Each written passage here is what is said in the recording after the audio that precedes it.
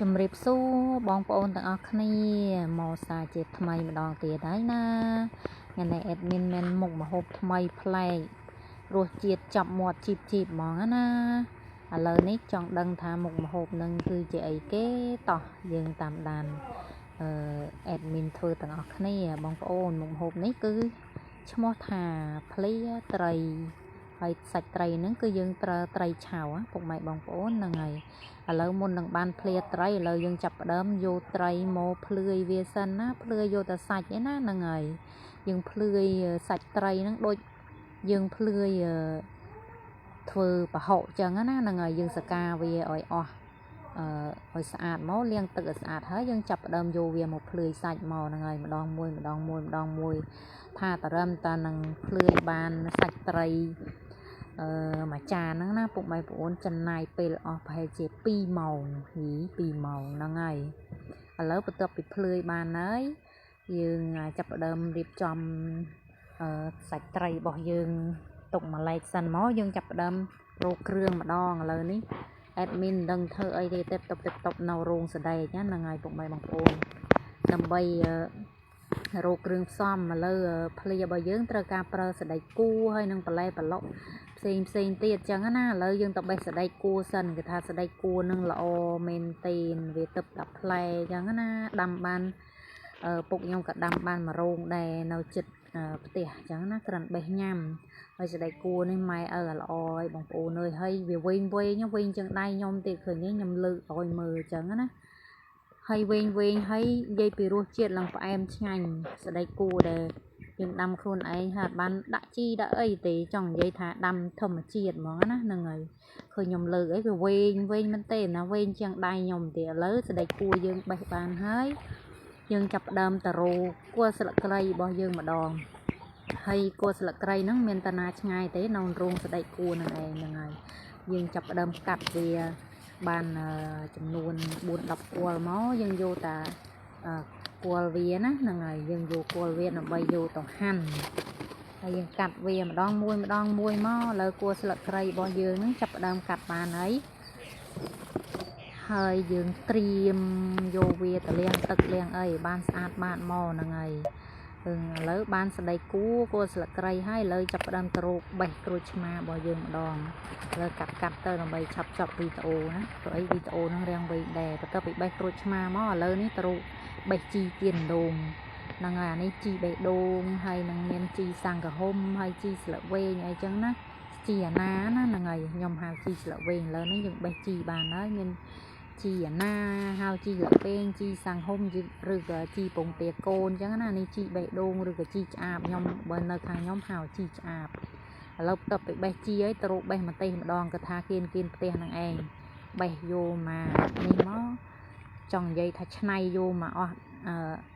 លទ្ធភាពហ្មងណាហ្នឹងហើយបន្លែប្លុករបស់យើងគៀនផ្ទះពុកម៉ែបងប្អូនអរគ្នាដាំតិចទៅគ្រាន់បេះញ៉ាំណាឥឡូវនេះបន្ទាប់ពីបេះអានេះអានោះបានគ្រប់ហើយអានេះយើងចាប់ផ្ដើមផ្សំគ្រឿងក្រៅរបស់យើងមកមានតាំងពីអានេះគឺអណ្ដែងណាបងប្អូនទាំងអស់គ្នាអណ្ដែងនេះយើងហាន់វារាំងល្អិតឬក៏បងប្អូនអាចយកទៅបុកក៏បានហើយមានខ្ទឹមបារាំងជីគ្រប់មុខដែលយើងបានបេះហ្នឹងហើយមានខ្ទឹមសរបស់យើងច្រាំហើយក្រូចឆ្មាយើងហាន់វាហើយមកមានម្ទេសហើយនឹងសណ្ដែកដីយើងបុកវារាំងម៉ត់តិចមកនេះគួរស្លឹកគ្រៃយើងហាន់រួចហើយនឹងសណ្ដែកគួររបស់យើងហាន់វាជាចំណិតទាំងត្រវែងមកនេះសាច់ត្រីរបស់យើងភ្លឺហើយយើងយកវាទៅលាងឲ្យស្អាតម្ដងទៀតណាពុកម៉ែបងប្អូនហ្នឹងហើយឥឡូវចាប់ផ្ដើមធ្វើភ្លារបស់យើងទាំងអស់គ្នាឥឡូវចាប់ផ្ដើមដាក់សាច់ត្រីរបស់យើងចូលក្នុងចានមួយមកហ្នឹងហើយយើងចាប់ផ្ដើមច្បាច់ក្រូចឆ្មាណាបងប្អូនហ្នឹងហើយច្បាច់វាឲ្យរាំងច្រើនបន្តិចមកដើម្បីកាត់ជាតិឆ្អាបរបស់សាច់ត្រីព្រោះអីយើងប្រើសាច់ត្រីឆាវសុទ្ធចឹងណាហ្នឹងហើយយើងច្បាច់ក្រូចឆ្មាឲ្យរាំងច្រើនមកហើយក្រូចឆ្មាហ្នឹងខ្ញុំប្រើដូចច្រើនដែរគ្រាន់តែច្បាច់ជាលើកទី1ហ្នឹងខ្ញុំប្រើអស់ប្រហែលជា6-7 ផ្លែចឹងណាឥឡូវបន្ទាប់ពីច្បាច់ហើយយើងច្បល់វាឲ្យចូលក្រូចឆ្មាសាច់ត្រីមកយើងចាប់ផ្ដើមយកសាច់ត្រីហ្នឹងផ្អាប់វាទុកប្រហែលជាចំនួន15 ទៅ 20 នាទីណាដើម្បីឲ្យសាច់ត្រីរបស់យើងនោះវាឡើងឆ្អិនហើយកាត់ជាតិឆ្អាបបានល្អហ្នឹងហើយនេះយើងផ្អាប់ បានចំនួន20នាទីហើយឥឡូវយើងចាប់ផ្ដើមយកសាច់ត្រីហ្នឹងយកមកពូតអាទឹកក្រូចឆ្មាដែលយើងបានច្របាច់ទឹកទី1ហ្នឹងចេញណាហ្នឹងហើយដើម្បីយកជាតិឆ្អាបចេញពីសាច់ត្រីរបស់យើងនឹងចេញដើម្បីយើងធ្វើភ្លាទៅឲ្យសាច់ត្រីរបស់យើងហ្នឹងមានរសជាតិផ្អែមឆ្ងាញ់អញ្ចឹងណាហើយនេះដូចដែលខ្ញុំពូតអញ្ចឹងណាហ្នឹងហើយត្រីកាភ្លៀងដែលយើងភ្លឺហ្នឹងណាយើងប្រើស្រស់អញ្ចឹងគឺថាឆ្ងាញ់មែនទែនរសជាតិនិយាយពីលឹងផ្អែមណាពុកម៉ែបងប្អូនតើធ្លាប់បានធ្វើញ៉ាំអត់ឥឡូវបើតនេធ្វើញ៉ាំដូចអេដមីនមើលទៅឥឡូវនេះបន្ទាប់ពីពូតសាច់ត្រីរបស់យើងបានល្អហើយឥឡូវយើងចាប់ផ្ដើមយកសាច់ត្រីរបស់យើងហ្នឹងយកមកច្របាច់ក្រូចឆ្មាជាលើកទី2ណាពុកម៉ែបងប្អូនហ្នឹងហើយក្រូចឆ្មាលើកទី2ហ្នឹងខ្ញុំប្រើដូចជារាំងតិចជាងអាលើកទី1បន្តិចណាខ្ញុំប្រើប្រហែលជា3ទៅ4ផ្លែទេហើយយើងច្របាច់វាច្របាច់ពីលើសាច់ត្រីហ្នឹងវាឲ្យសប់មកណាហ្នឹងហើយបន្ទាប់ពីច្របាច់ក្រូចឆ្មាមកយើងចាប់ផ្ដើមច្បល់វាមកស្ទុះពីស្ទុះមកចាប់ផ្ដើមដាក់ជាមួយនឹងដេងរបស់យើងហើយនឹងខ្ទឹមសចិញ្ច្រាំហើយនឹងគល់ស្លឹកគ្រៃដែលយើងបានហាន់វាល្អិតហើយណាហ្នឹងហើយយើងដាក់វាចូលមកហើយយើងចាប់ផ្ដើមច្បល់វាច្បល់ហើយមិនត្រឹមតែច្បល់ទេគឺយើងត្រូវការច្បាច់វាឲ្យចូលសពគ្រឿងលឹកក្រែងដេងគល់ស្លឹកគ្រៃអីណាពុកម៉ែបងប្អូនណា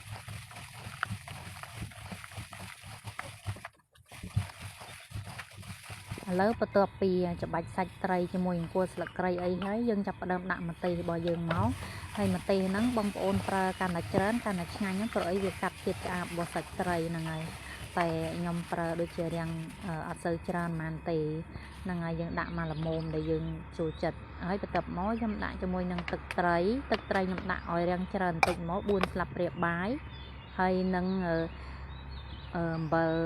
រ៉ូឌីបងប្អូនហ្នឹងហើយស្ករសប៊ីចេងខ្ញុំប្រើបន្តិចទេហើយស្ករសខ្ញុំប្រើរាងច្រើនបន្តិចប្រើ2ស្លាបព្រាបាយអញ្ចឹងណាហើយបន្ទាប់ពីយើងដាក់គ្រឿងក្រៅមកយើងចាប់ផ្ដើមច្របាច់វាម្ដងទៀតមកហ្នឹងហើយច្របាច់ហ្នឹងយើងមានស្រោមដៃមានអីយើងពាក់ទៅតែអេដមីនថ្ងៃនេះគឺអត់មានស្រោមដៃទេមានតែថង់ហ្នឹងហើយពាក់ថង់ទៅ